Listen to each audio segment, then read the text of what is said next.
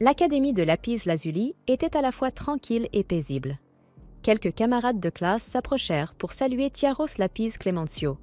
Ils étaient tristes à l'idée que le lendemain serait le jour de la remise des diplômes, sachant qu'ils ne se reverraient plus. Cependant, elle restait optimiste. Elle croyait qu'ils se reverraient. Après tout, elle serait toujours là, dans le royaume de Lapis-Lazuli. Mariana partageait ce même optimisme. Puisque Tiara était leur future reine, Flareon lui demanda quand aurait lieu son mariage avec le prince Heartknights. Tiara répondit qu'après l'obtention de son diplôme, elle suivrait une année de formation nuptiale, avant de célébrer leur mariage dans la cathédrale. Elle promit de faire de son mieux pour être à la hauteur des attentes de chacun. Tiaros était la fille du marquis et premier ministre, à qui l'on avait conféré le nom de Lapis, et elle était la fiancée du prince héritier. Elle sourit avec joie en apercevant son prince. Cependant, Heartknights semblait sombre. Une jeune fille aux cheveux noirs accourut pour se jeter dans ses bras. Tiara n'arrivait pas à croire que cela se produisait réellement. Une vision floue apparut, celle d'une jeune fille jouant à son ultime préféré. Cette fille adorait absolument la beauté saisissante de Heartknights. Sa manière douce de lui dire « Je veux que tu vives avec moi, maintenant et pour toujours ». Sans la moindre hésitation, la jeune fille cliqua sur « Oui », débloquant un nouvel événement CG et complétant enfin sa route. Elle aimait tant le jeu ultime, l'anneau de Lapis-Lazuli, qu'elle ne pouvait plus le lâcher. Elle fut alors surprise de voir Tiaros s'approcher d'elle en déclarant « Tu n'es qu'une simple roturière. Reste loin de mon Heartknights. Tu es une véritable nuisance. » C'est à cet instant que la jeune fille qui habitait désormais le corps de Tiara comprit qu'elle était devenue Tiara elle-même. Elle s'effondra. La joueuse appartenait à sa vie précédente. Elle s'était réincarnée en tant que méchante. Elle se réveilla à l'infirmerie avec Heartknights à son chevet. Il lui dit qu'elle devait se reposer davantage. Il était en train de faire préparer une calèche pour elle.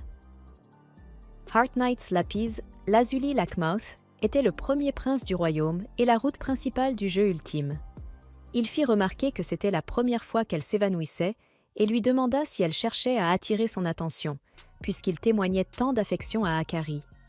Son regard était froid, sans rien de la douceur du Heartknights du jeu.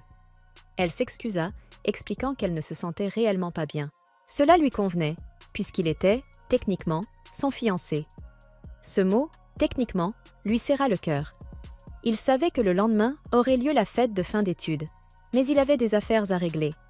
Il s'excusa, expliquant qu'il ne pourrait pas l'y accompagner. Y avait-il une humiliation plus grande que de ne pas être escortée à une réception par son propre fiancé? Elle savait ce qui se produirait à partir de ce moment-là dans l'histoire, car elle avait joué au jeu d'innombrables fois. La route principale était celle de Heartknights. L'héroïne s'inscrivait à l'académie grâce à sa puissante magie, la prière sacrée, et y rencontrait Heartknights.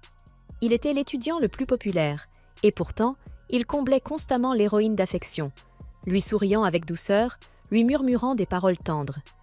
Et après la scène finale, il célébrait un mariage grandiose dans la cathédrale. Mais Tiara n'était pas l'héroïne. Elle était la méchante sévère, celle qui réprimandait sans cesse l'héroïne, refusant de perdre son prince. Lors de la fête de remise des diplômes, elle était condamnée pour son mépris envers l'héroïne, et ses fiançailles étaient rompues. Dans cette ligne temporelle, Tiara n'avait encore rien fait de mal, mais elle souhaitait éviter l'événement de la condamnation si possible. Malheureusement, aujourd'hui marquait la fin du jeu. Seule une mauvaise fin l'attendait. Elle ne se souvenait pas de ce qui se passait après cet événement, mais il n'existait aucun dénouement heureux où la méchante finissait aux côtés de quelqu'un. De retour chez elle, elle fut accueillie par sa servante, Féline. Le nom des Lapis était un honneur accordé aux familles ayant accompli de grands exploits au service de la famille royale. Elle fut surprise de voir ses deux parents l'accueillir eux-mêmes. Ils la recevaient rarement en personne. Cependant, ils souhaitaient lui offrir de ravissants accessoires qu'elle pourrait porter à son mariage, ainsi que partager des douceurs avec elle. Ils ne pourraient plus passer autant de temps ensemble comme auparavant. Son père savait qu'il était trop tôt pour pleurer, mais sa chère Tiara allait lui manquer. En tant que fille du marquis, honorée du nom des Lapis, elle suivait depuis son plus jeune âge une formation afin de devenir reine. En tant que fiancée du prince héritier, elle avait travaillé dur pour étudier toutes sortes de disciplines. Son père lui répétait souvent que, si son mari semblait s'engager sur une mauvaise voie, elle devait le corriger. Cela avait parfois été éprouvant, mais elle avait tout fait par amour pour le prince. Malheureusement, elle n'avait pas réussi à l'atteindre. Elle aimait pourtant profondément son caractère et envisagea même de ne pas assister à la fête de remise des diplômes. Mais cela aurait été inapproprié pour la fille d'un marquis. La dernière chose qu'elle souhaitait était de causer des soucis à son cher père et à sa chère mère. Heart Knights jouait son rôle, et elle ne pouvait pas changer le sien non plus. Elle se demandait ce qui allait advenir d'elle. Cette nuit-là, un garçon mystérieux enveloppa son corps de magie. Il murmura le nom de Tiara, la désirant ardemment. Lors de l'événement de la condamnation, les amies de Tiara étaient furieuses du comportement de Lady Akari. Elle restait bien trop souvent aux côtés du prince Heart Knights. Quoi qu'il en soit, elle prenait toute le parti de Tiara. Après leur départ, ses mains se mirent à trembler. Elle s'y était préparée, mais elle avait malgré tout peur. Pour lui remonter le moral, Féline lui apporta tout un plateau de pâtisserie. Tiara aimait cuisiner et manger des douceurs depuis sa vie précédente. En manger la rendait profondément heureuse. Akari fit soudain irruption, demandant si Tiara allait bien. L'échange qu'elles eurent fut agréable. Tiara était certaine qu'Akari était l'héroïne de l'ultime. Une robe luxueuse et charmante, des bijoux étincelants, une douceur digne d'un ange. Elle incarnait parfaitement tout ce que l'on attendait de l'héroïne d'un jeu. Akari exprima son inquiétude à propos de l'évanouissement de Tiara la veille. Heart Knights entra à son tour, venu prendre de ses nouvelles puisque Akari s'y trouvait. Durant toute l'interaction, Akari restait accrochée à son bras. En atteignant la salle de bal, Tiara sut que l'événement allait commencer dès qu'elle franchit les portes. Les gens commencèrent à s'agiter, se demandant pourquoi Tiara entrait seule, sans son fiancé. Puis Heart Knights déclara devant tout le monde que leurs fiançailles étaient rompues. Le père de Tiara paniqua et s'avança précipitamment. Mais Tiara secoua doucement la tête. Elle demanda à Heart Knights la raison de sa décision. S'il souhaitait prendre une concubine, il existait des procédures officielles à suivre. Il la réprimanda pour avoir osé répondre à un membre de la famille royale.